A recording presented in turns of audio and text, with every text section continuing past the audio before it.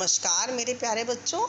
मैंने आपको इसके पूर्व के वीडियो में क्रिया विशेषण के प्रकार बताए थे, है ना। अव्यय में क्रिया विशेषण, समुच्चय बोधक, विस्मयादि बोधक और संबंध बोधक, ये चार मैंने आपको बताए थे। तो क्रिया विशेषण को विस्तार से मैंने पूर्व के वीडियो में बताया। मैंने ये बताया मूल चीज़ क्रिया विशेषण और विशेषण में क्या अंतर है। तो जो संज्ञा या सर्वनाम शब्दों की विशेषता बतलाते हैं वो विशेषण होते हैं, और जो क्रिया के साथ लगकर क्रिया की विशेषता बतलाते हैं ये क्रिया विशेषण होते हैं। समझने के लिए, मानसी सुंदर है, तो सुंदर शब्द किसके लिए आया है? मानसी के लिए, और मानसी क्या है? संज्ञा है। तो इस तरीके से यहाँ पे सुंदर शब्द क्या हो गया? विशेषण।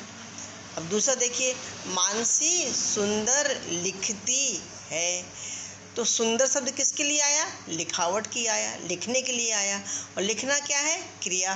तो यहाँ पे सुंदर शब्द क्या हुआ? क्रिया विशेषण हो गया। ऐसे दूसरा उदाहरण देखिए, गमले में बहुत पौधे हैं, पौधे की विशेषता है बहुत पौधे हैं, और पौधे क्या है? संज्ञा, तो विशेषण हो गया। अब दूसरा देखिए, राधा बहुत बोलती है, बोलना क्या हो गया? क्रिया हो गया। अब क्रिया के आगे बहुत आया है तो वो क्या हो गया? विशेषण। इस प्रकार से सुंदर शब्द एक जगह विशेषण है और एक जगह क्रिया विशेषण है। इसी प्रकार से बहुत शब्द भी एक जगह विशेषण है और एक जगह क्रिया विशेषण है। क्रिया विशेषण को याद करने के लिए मैंने पूर्व की वीडियो में बताया था, कब, कहाँ, कैसे, कितना, इससे प्रकार याद हो जाते हैं। और एक सूत्र मैंने बनाया, कक्का कैकी, कक्का कैकी, 2 बार काका छोटा, फिर कै और की, तो 4 बार का के अक्षर आप याद कर लें तो आपको चारों प्रकार याद हो जाएंगे और उनसे जुड़े हुए शब्द भी याद आएंगे, प्रश्नवाचक, जैसे कि का कब, का कहाँ, कै कैसे, की कितना। तो इसी के आधार पर मैंने प्रकार बताए थे, पूर्व की वीडियो में बने हुए हैं। तो दूसरा इसी में समझेंगे समुच्चय बोधक। समुच्चय बोधक दो शब्दों या वाक्यों को जोड़ने में जिन शब्दों का हम प्रयोग करते हैं, ठीक है। योजक माने होता है जोड़ने वाला, और समुच्चय बोधक शब्द जो होते हैं वो जोड़ने वाले होते हैं। वो या दो शब्दों को जोड़ते हैं या दो वाक्यों को जोड़ते हैं। बल्कि, अन्यथा, यद्यपि, तथापि और तथा से बहुत से शब्द हैं। तो इनको जब दो शब्दों को जोड़ देंगे तो वो समुच्चय बोधक हो जाएंगे। जैसे होटल में रोबोट और मनुष्य दोनों मिलकर काम कर रहे हैं, तो और शब्द जो आ गया है वो समुच्चय बोधक है।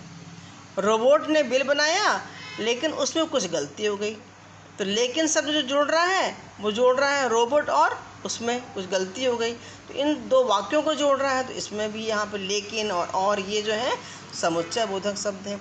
बादल गरजे परंतु बारिश नहीं हुई, तो दो वाक्यों को जोड़ रहा है, समुच्चय बोधक हो गया। राम या श्याम दोनों में से कोई एक जीतेगा, तो यह शब्द जो आया वो भी समुच्चय बोधक है, दो शब्दों को जोड़ रहा है। तो मुझे विश्वास है कि अब आपको समुच्चय बोधक शब्द समझ में आ गए होंगे। अब संबंध बोधक भी है ऐसे ही, जो संज्ञा सर्वनाम शब्दों का संबंध वाक्य अन्य शब्दों से जोड़ देता है। जैसे सुरंग के भीतर अंधेरा है, सुरंग के भीतर अंधेरा है, तो सुरंग क्या है? संज्ञा है। अब अंधेरा है, के भीतर अंधेरा है, तो के भीतर जो हो गया संबंध बोधक हो गया। पेड़ के ऊपर पक्षी रहते हैं, के ऊपर पक्षी रहते हैं, तो के ऊपर क्या हो गया? संबंध बोधक हो गया। इसी प्रकार से विस्मयादि बोधक शब्द होते हैं, जिन शब्दों को हम खुशी, शोक, हर्ष, दुख, आश्चर्य, डर आदि भावों के रूप में हम प्रयोग करते हैं, वो विस्मयादि बोधक होते हैं। वाह, अरे, छी, ओ, शाबाश, हाय, खबरदार, बाप रे, अरे, हाय, इस तरह के जो शब्द हैं वो विस्मयादि बोधक शब्द कहलाते हैं, और ये शब्द हमेशा वाक्य के प्रारंभ में लगते हैं, और उसमें इनको अंग्रेजी में एक्सक्लेमेटरी शब्द कहते हैं। तो ऐसे उदाहरण, खबरदार, किसी चीज़ को हाथ मत लगाना, तो खबरदार के बाद विस्मयादि बोधक चिन्ह लग जाएगा। थू थू, क्या खिला दिया, तो थू थू के बाद जो चिन्ह लगाएंगे वो विस्मयादि बोधक चिन्ह होगा। तो ऐसे बहुत से उदाहरण हैं जिनको हम विस्मयादि बोधक से के मान में समझ सकते हैं। मैंने आपको पूरे अव्यय के ये जो 4 प्रकार थे मुख्य अविकारी शब्द के, वो मैंने आपको बताए। मुझे पूरा विश्वास है कि आपको समझ में आ गया होगा। और यदि आपको अच्छा लगता है, समझ में आ गया है, तो इसको आप लाइक कर देंगे, शेयर कर देंगे। Thank you.